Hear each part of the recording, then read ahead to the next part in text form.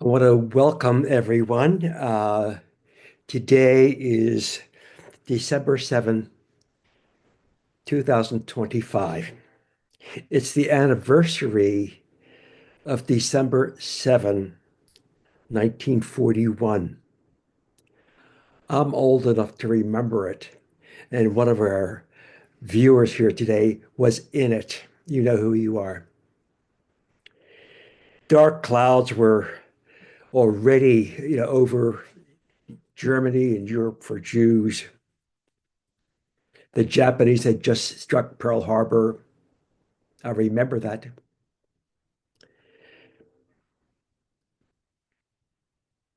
It was the opening of a war that lasted 4 years, ended up with the destruction of 6 million Jews. Yet here we are, survivors, celebrating our own vital community here in New Hope. So this is our story. No.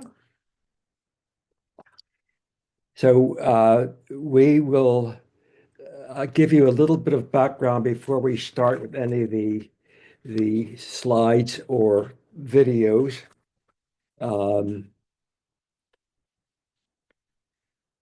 I grew up in Philadelphia during the war, in a small, decaying immigrant neighborhood called Northern Liberties. No longer decaying, by the way.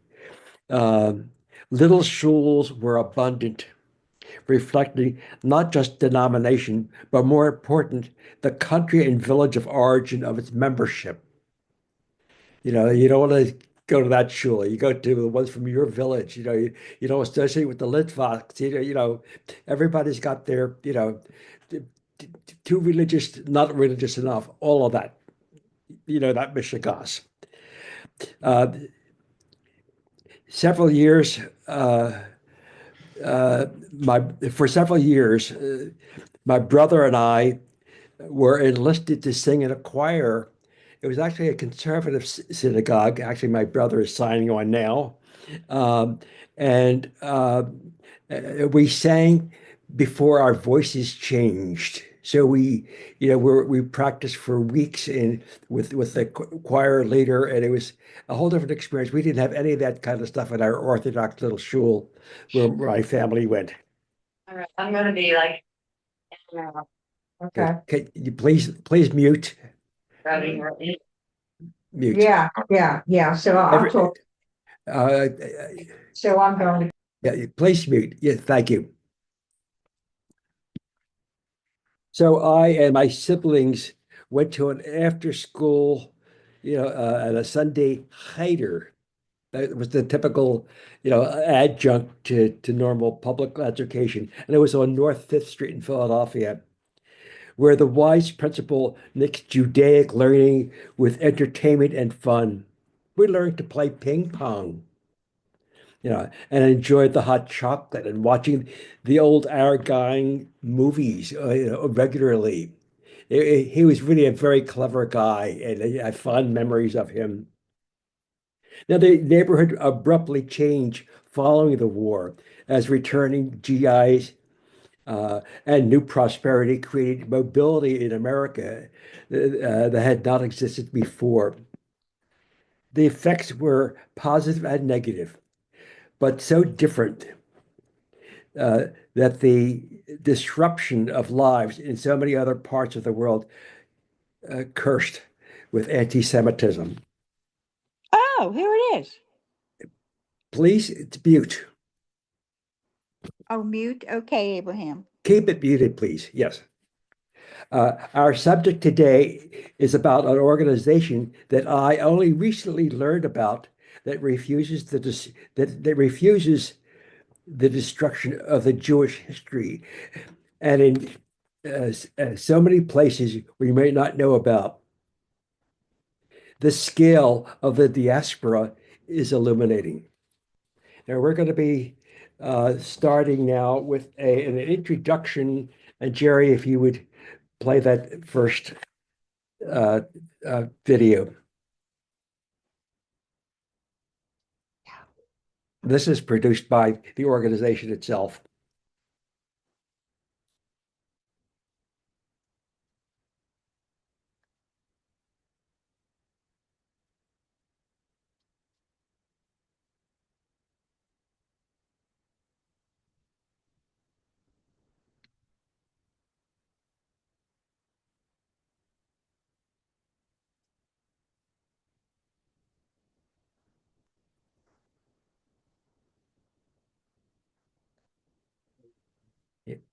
You have the sound, Jerry?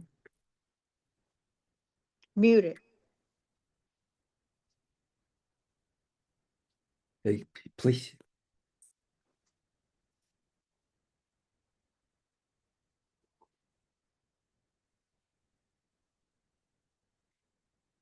Okay, one more time.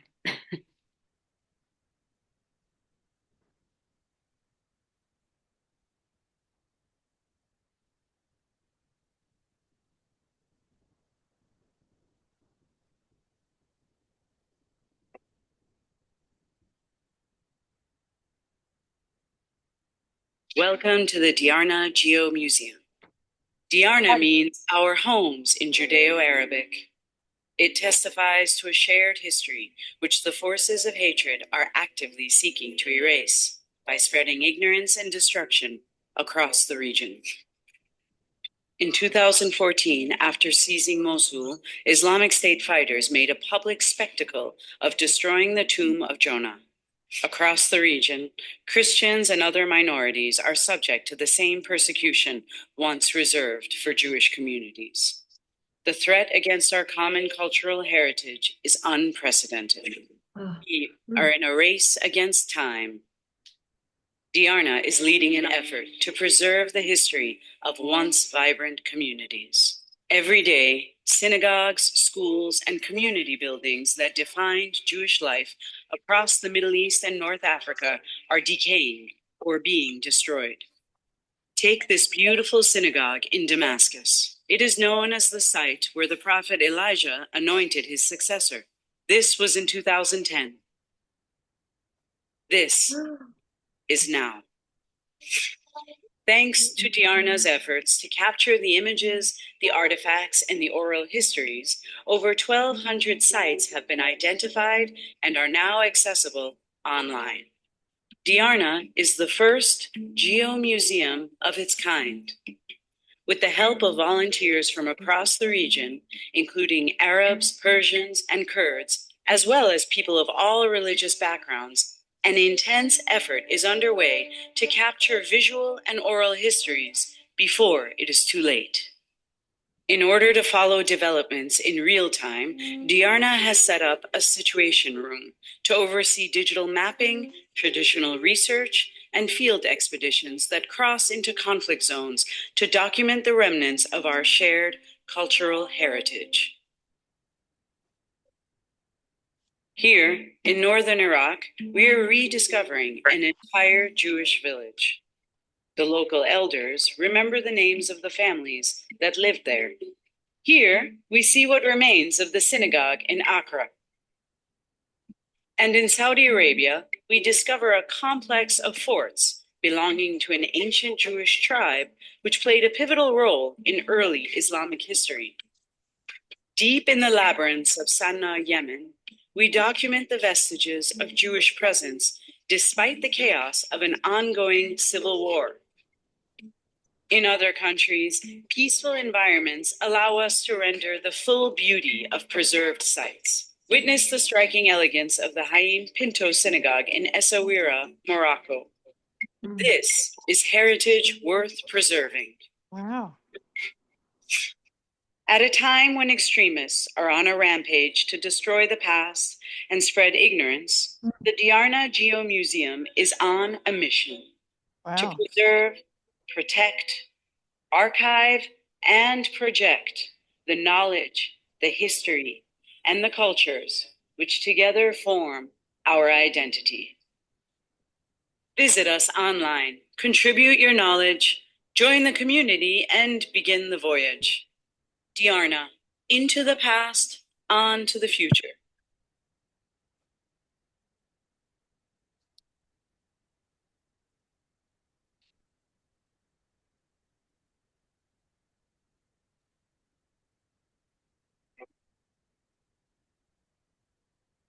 It's great. Yeah, please mute, Jackie. Yes, sir.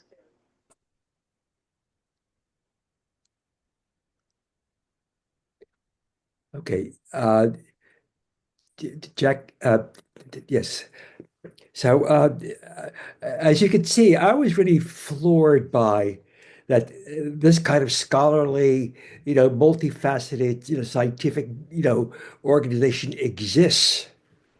And I realized that, without that, we would have a clue because, we're now in contention about, we're here, where do you come from? You're a colonist. And the fact is that we've been there. We've been to so many places. As I mentioned a little bit earlier, growing up in Philadelphia, all of these little steeple synagogues, they were there. What is that record? So we know that here's an organization that does this, but they have, and thus far, they take care of India, China, the Asia, and they haven't yet expanded for whatever reason, maybe it's resources, all the places that you and I might know because we grew up in a neighborhood that had a shul here and a shul there, and they're gone. Where is that footprint? So I find that fascinating.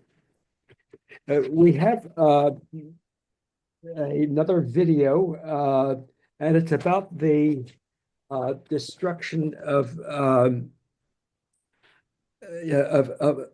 the oldest synagogue, and we actually have two versions of it. Originally, I found a version that was in all Arabic. We didn't know exactly what it was saying. I heard the word Yehudi, which I understand is Jews, and then Jerry found an English version of the same story done by the Wall Street Journal. So the question is, yes, the Wall Street Journal is reporting. But what is the motives? It's sort of like Hitler wanting to preserve Prague as a history of disappeared people. And I don't know. I'm speculating. Maybe I'm speculating wrong. It's like maybe they're just history buffs. So, Jerry, if you would go ahead and play this first one. What is it? Just east of Damascus lies the bitterly contested suburb of Jobar, home to what was once the most revered synagogue in all of Syria. A centuries-old site, it was here, according to religious teachings, that the prophet Eliyahu fled persecution and hid in an ancient cave beneath the structure's foundation. من هداك الوقت المكان بيقدسوه كل الطوائف إن كانت اليهودية أو المسيحية أو الإسلام كانوا يروحوا مشي من دمشق لجوبر مشان يصلوا كمان بهالمحل لهالمكان هذا سبحانه وتعالى كان يلبي له طلبه. But as the civil war in Syria intensified, Jobar became a critical gateway to Damascus, fought for by the Free Syrian Army, the al-Qaeda-linked Nusra Front, and regime forces. A local council scrambled to protect the synagogue and its antiquities, reaching out to a network of Americans and Israelis for support. But in the end, their efforts failed. By the spring of 2014, rockets targeting opposition forces began to strike the temple. لما المحل انصاب بانفجار بالمرة الأولى فعلا كان يوم يوم مخيف لكل الطائفة اليهودية وقت سمعت أو مو بس للطائفة اليهودية لكل يهود العالم باعتبار إنه المركز تابع لإلياهو النبي. بس بعدين بالانفجار الثاني اللي شفته إنه شفت تقريبا كل الكنيس انهارت، وهذا تقريبا بيخلينا إنه واحد مثل حزن كبير صار للطائف ليهود العالم إنه شافوا هالمحل انخرب مثل واحد عالمه خرب عليه. The destruction of the historic synagogue comes at a time when Jews make up the smallest known religious minority in Syria, down from 25,000 in the early 20th century to just 17 members today.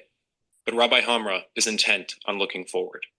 نتأمل من الرب سبحانه وتعالى إنه تعود المي لمجاريها ونقدر كمان بمساعدة آه، الناس اللي بيهمهم الأمر إنه يرجع وينبنى من جديد، ونبنيه مثل ما كان وأحسن، لأن قداسة المكان بتضل القداسة موجودة فيه.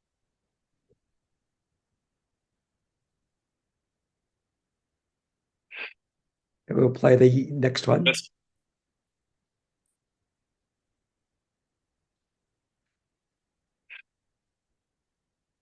just east of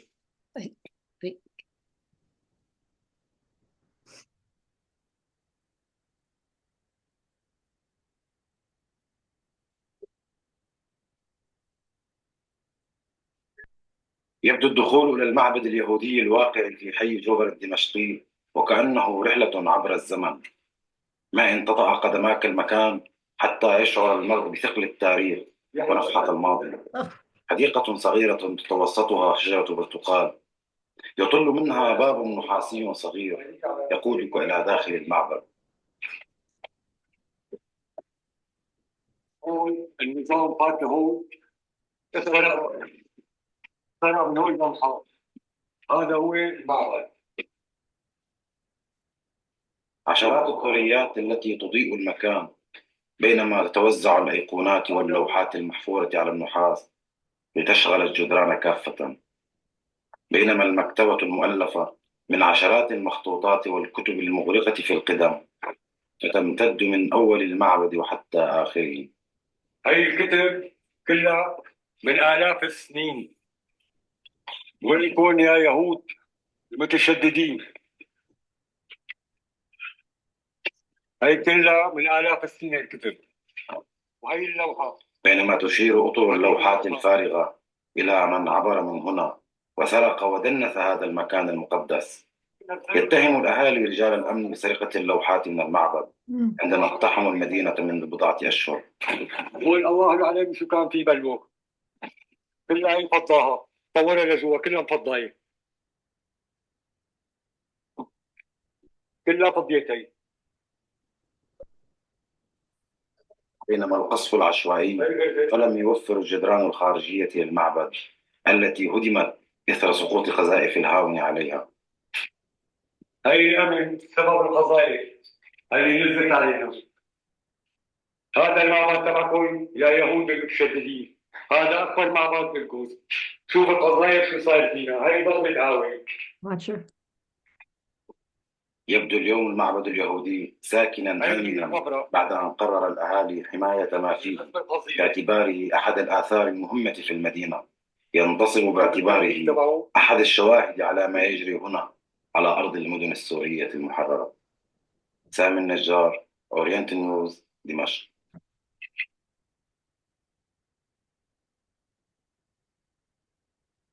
Interesting to see that last frame had 3 languages. That included French. So I want to expand this. First of all, to say that I really feel have been blessed in my earlier days of doing a lot of traveling, including some adventure tours. And one that stands out for me that's relevant to our discussion today is I went on a trip to Ecuador to visit with a village of Shuar Indians and then ride on horseback into the Andes Mountains. Yes, me. and I got to learn on my trip that my tour operator was Jewish, out of Quito. So, wow, how'd you get here? Well, it turns out that it was a long story. It was his father who was looking to get out of Europe and got on a boat, and wherever he went to, he ended up there. I mean, that's their story, isn't it? So, and I'm sure that all of you, probably have family stories comparable. I know that we do. Our own Rabbi Janine is very close to the Holocaust horrors, which really drives her to be a rabbi. I mean, I feel that in doing this, is I'm restoring, you know, defying Hitler. So we have other interesting examples. Let me just gather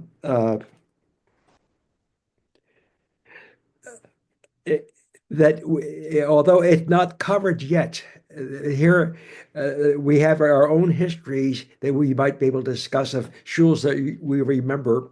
We had a speaker several years ago who was a local man who decided he was going to try to document all the synagogues of Philadelphia and the suburbs. And he offered to come. He's trying to sell his books. I didn't think he sold very many. And he had brief snippets of all kinds of shuls. But he was looking to, make a living. But it wasn't part of an organized kind of thing like this. And hopefully, you know, Diarna will get big enough and strong enough to start including other continents. I mean, our own Carl is his family's from Mexico. We have people from India. We have people from all over. So we're really a history of the story itself. So I came across an interesting story just the other day, and I subscribe and get the emails for the organization YIVO in New York, which does a fantastic job in bringing to life Yiddish culture and Yiddish history. And they had a video, which I'm sure you can go on there and find, but it was the story of uh, a newspaper article on the Philadelphia Record. When I was a child, Philadelphia had three papers: the Inquirer, the Bulletin, and the Record. Record's no longer there. The Bulletin's no longer there.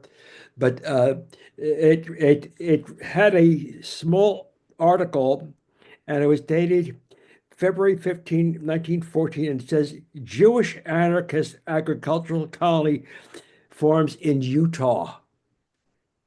Utah. And they were originally Russian Jews, and their movement expanded to over 40 communities with people coming from New York, New Jersey, Michigan, Texas, and the Dakotas. What is left of these communities besides this new newspaper clipping is a big question. But think of all of that, hundreds of people working the soil. In fact, our own Del Val College was started by someone who felt that Jews need to get back to the land, and it was really a preparation for the Zionists. I mean, what an amazing movement right here in our backyard. Do we know about that? So, what I want to do is to begin to open up, some questions and discussions. Is there, for example, um, a Jewish community from your childhood that's still there? And if not, what happened to it? And if so, is there a record?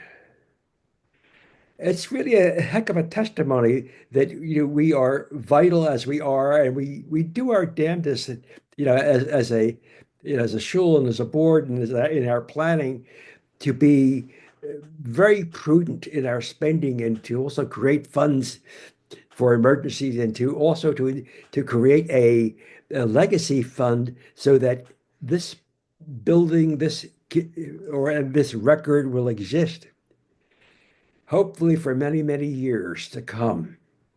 So I would like to open up to any questions or discussions or stories that are relevant to this. Abraham, Yes. I was a member of a book club that met at Del Val University in the old library, and on the fireplace, the tiles were the Hebrew words Yeh or, and the librarian didn't know what those symbols meant. And I Wow. told her, I said it meant let there be light. And off to the side was the office of the Orthodox rabbi who had founded Del Val College. to teach farming to the Jews who were coming in from Eastern Europe. And he had himself cremated, which I forget the story as to why he did that, but the urn is still sitting in his office. Yeah, yeah. And in fact, that whole business of cremation is that we, as Jews, have a a a tree of, let's not call it denominations, but there's so many identities. It's absolutely amazing. Now, some of these places are fixed with particular identities, but especially here in America, we've got the spiritual Jews, we have Jews who are also Buddhists, we've got this, we've got that. We're all over the place, but yet we'd like to think of all of them as being under the same umbrella and common brethren. Yes, David, you're muted. You're mute. You're muted. Okay, he's muted. Can you hear? Jerry is I can't unmute. David, you're muted. How's that? Okay. There you go. So just quickly, three things you've sparked my memory. One, in St. Martin, where we've had the good fortune to vacation over the years, in Phillipsburg, there is this ancient site that was the synagogue of Phillipsburg in St. Martin. And so obviously there was enough of a Jewish community to establish a synagogue, and we understand it was sort of an itinerant rabbi that would go around the islands, including St. Martin. Now it's a guava berry factory. Yeah. But it still has Hebrew above the lintel going in. So just another example of the diaspora. Okay. And So I forgot that I went to a synagogue in Martinique. I don't think it's still a functioning synagogue, but the building is still there and it's not used for anything else. And it was obviously a Sephardic synagogue. Yeah, this was too.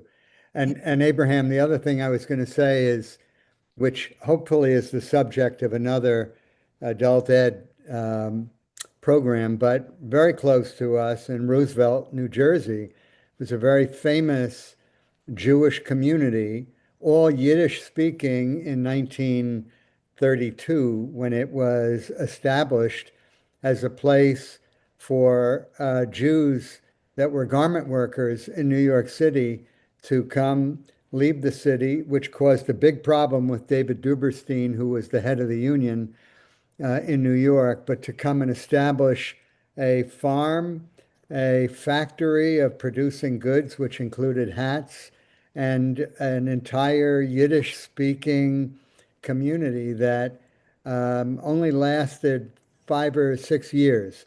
But even and it was also, the architect was a very famous architect there.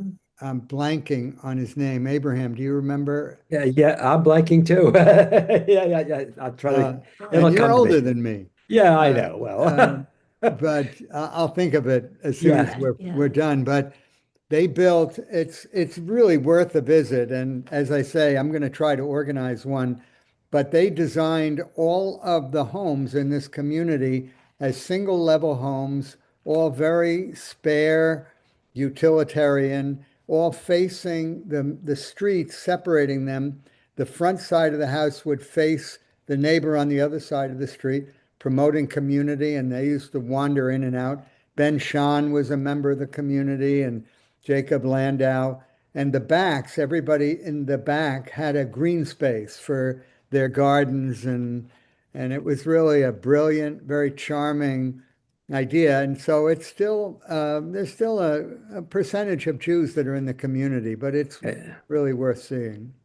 Roosevelt. You're talking about Roosevelt. Louis Kahn, I think. Roosevelt. Thank you, Bennett. Yes, Louis Kahn. Louis Kahn. Yeah. Now I have still one more segment to do. I was this was gonna be time for us to remember the name Louis Kahn, but we haven't already. I have a slideshow. And I want to do that now of some of the travels, different places, and we'll really make it visual about some of the places. Okay, so this is Sharon and I uh, on most of the trips. There is myself and another person on one of the trips to India. But uh, okay, visiting synagogues, the Ben Ezra in Egypt, the synagogue in Alexandria, at Cochin in India, and the Ohel Moshe synagogue, which Sharon did see in Shanghai. The next slide, please. Okay, so here we are. You go to church in one way, you go to the synagogue the other way. This is in Cairo. Next.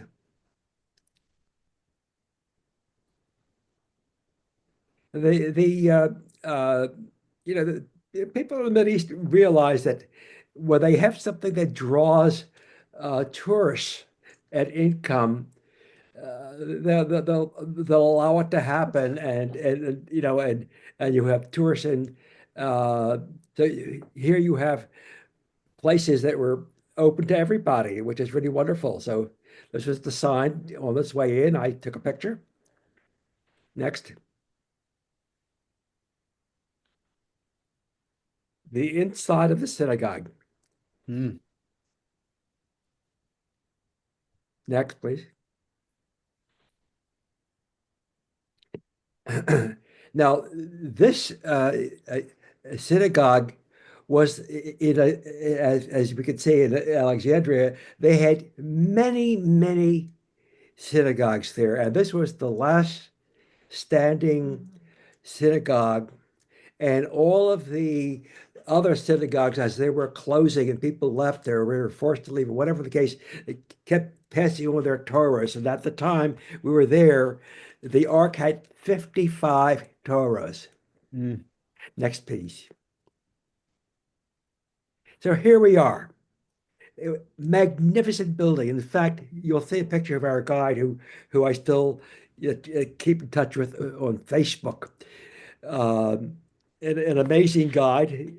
If you ever want to go to on a trip like this, I'll connect you with her. She's, you know, an Egyptian, is, you know, Muslim woman, and she did a fantastic job with us. And this place was not open, but she was so able. At KG, we drove up to it, and she went over to a guard with a gun and spoke to him. And whatever happened, I don't know, but we got entry. You know, since that time, I've read where they wised up and made this a publicly open tourist available place, but nobody had access. We got in. So here we are. We're greeted by a caretaker who kept saying, Baruch Hashem, Baruch Hashem. Next slide, please. Yes, here we are at the Ark. Look at those hanging lamps. It's gorgeous. Next, please. The outside, just part of it. It's quite a sizable place. They had a shul school. The next slide. There it is. That's the shul school. That's a major building. It was being used as a factory, by the way, at this time. But that's the size of the community, if you can imagine that. Hey, Abraham, are there any Jews left in that community? None, none, none. They left, they went to Israel. They went someplace else, and they were just, after the 6 Day War, that was it. Jews were expelled from all the Islamic countries. Yeah. Next, please. And here's our guide, not the guide, but the caretaker. He's a very pleasant guy, and look at all the lanterns. Look at all the marble stairs going up to the Ark. Just amazing to see. I really felt privileged. Next, please. And the woman in the center is our guide. She was a lovely woman. That's in front of the building. Okay, then we go on to this is a trip that I took with a friend from New Hope. This is years earlier, and in Shanghai. No, excuse me. Shanghai was with Sharon. Excuse me. We'll go on to the next. Yes, in fact, our dear departed friends, we managed to find while we were on a tour for other things. We had an extra afternoon. We found this building, which was being used as a factory, but that was the only picture I have of their front door, and they had reserved one room on the second floor with somebody who was able to tell the story of how this once was a synagogue. Next, please.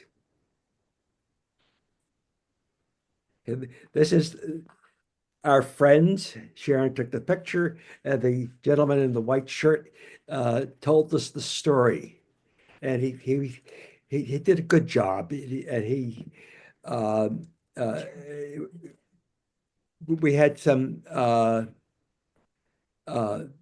remarkable experiences, with this couple. We went to many other places with them, including finding Chabad houses in Kuala Lumpur and places like, let's say, in Cambodia, Luang Prabang. You can find a Chabad of all places. All right, next, please. Yeah, so here's it says Stube, some writing, some remnants on some of the walls nearby. Next, please. Ashkenazi Jewish community, 1927. Next, please. Now, my understanding, and before I leave this, is that this synagogue now has vacated the factory, and the Chinese are, they know how to make a buck. It's now on the tour list and restored to some degree, no factories, and people can come see what was left of a synagogue. Okay, here is an earlier trip to Cochin in southern India. I was traveling with my now deceased friend Phil Powell, who was a woodworker from New Hope. It was built in 1344, the oldest synagogue in Cochin. Next. Here's the inside as it is today. Those tiles, those blue tiles on the floor, were from China. That's what's there today. And at the time we were there were maybe one or two Jews left. Next, please. Here are the tiles. Next, please. Yes, the area was called Jewtown. I thought it was very funny. Next, please. Solomon Hall. Whatever that was. Next, please. This is their cemetery. That's quite an elaborate, construction. It was a huge place. It was fabulous. And that's what's left. No Jews. Next, please.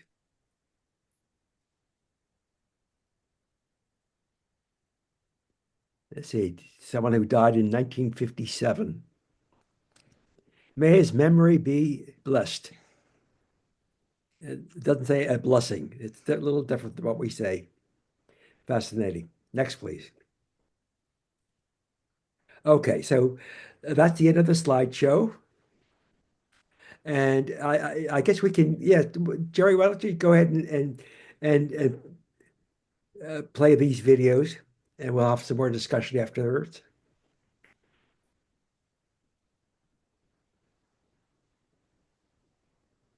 Diarna is virtually reopening Tripoli's most famous synagogue after physical preservation efforts were stymied. This video features a tour of our exclusive digital reconstruction intermixed with rare archival and contemporary photographs. Dr. David Gerby returned to his ancestral home this past spring to take part in the overthrow of Colonel Muammar Gaddafi. Remaining in Libya after the fall of Gaddafi's regime, Gerby single-handedly reopened the Darbishi synagogue for prayer. His own, as Libya's historic Jewish community is completely gone. His work was abruptly halted after angry mobs massed in Tripoli and Benghazi on October 8th, Yom Kippur, the Jewish holiday of atonement. The mobs sent the message with chants and signs that there is no place for the Jews in Libya. Gerby has left the country, exiled for the second time, and now there is no telling if the synagogue will ever be restored. Diarna's digital preservation work may be the only way to ensure untrammeled virtual access to Darbishi and hundreds of similarly forgotten and endangered Middle Eastern Jewish sites. Thank you. Well, we're going to conclude soon. I wanted to mention that there was an interesting, and maybe somebody saw this last week on PBS. There was a show on Jewish foods from around the world. They had Japanese, Ethiopian, Romanian, Turkish. I mean, they had Ethiopian people, Japanese people who were practicing Jews making Jewish Japanese dishes. And it was an epiphany. It was so eye-opening that, kosher Ethiopian food, and it's very similar to where you would go to an Ethiopian restaurant here in our area.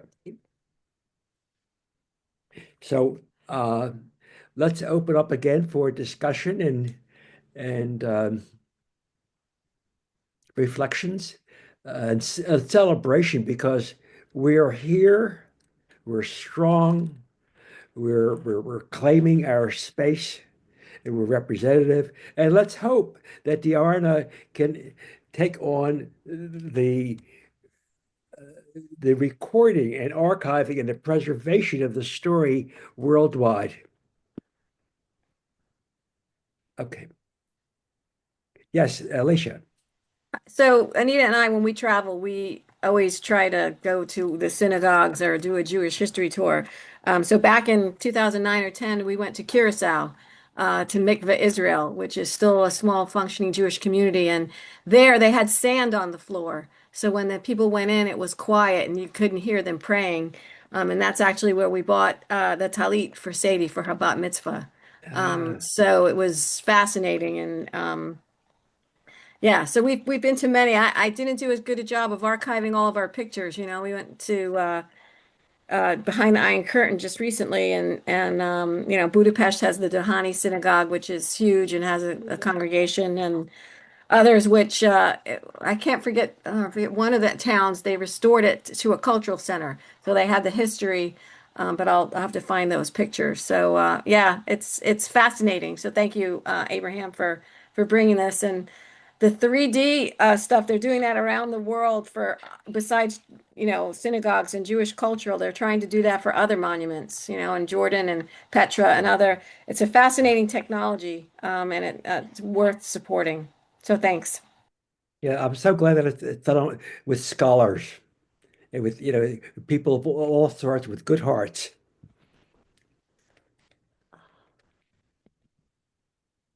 Any other references? Yes, David.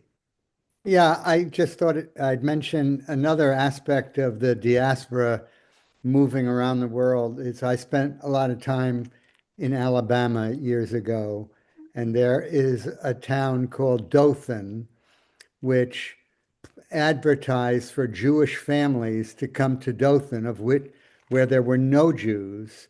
And they advertised if Jews came and stayed for a certain period of time, they got $50,000 to establish life in Dothan. I think the idea was that Jews somehow would bring prosperity. to this town. And looking at it recently, I think there's still some families there, but this great experiment of the Jewish migration to Alabama, I think, was only moderately successful.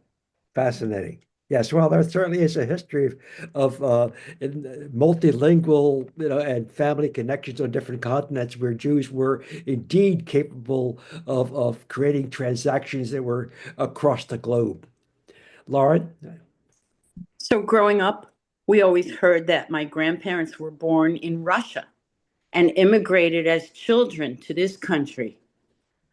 But a few years ago, when the Russian incursion into Ukraine started, I looked up the specific names of the towns where the relatives were documented to have come from, and lo and behold, smack in the middle of Ukraine. So not really Russian whatsoever. Well, the boundaries of the frontiers moved. That's true in my family too. My mother came with my grandmother after the war. They were trapped in the war. Her father was already here in Philadelphia, but when she came over, they had trouble at Ellis Island because although they were sent from Russia, her papers said that she was from Ukraine. Well, that was true at the time. At that moment, borders moved like today. What's happening in Ukraine? Today Russia, tomorrow, Yes. anyone else?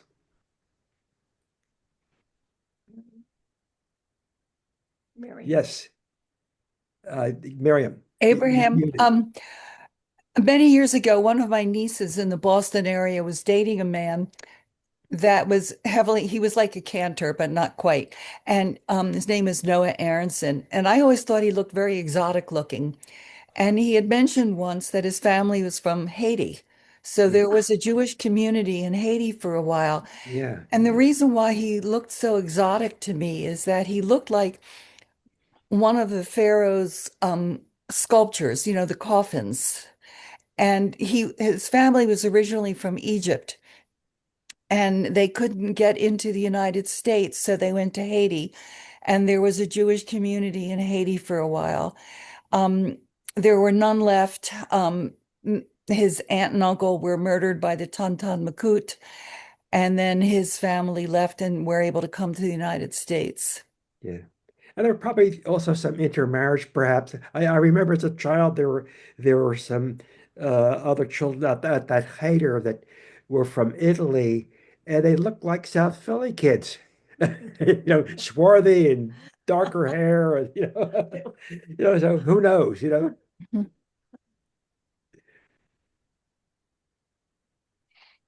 Alicia, Yes, your hand's up. you're Apologies, that must have tapped the wrong button.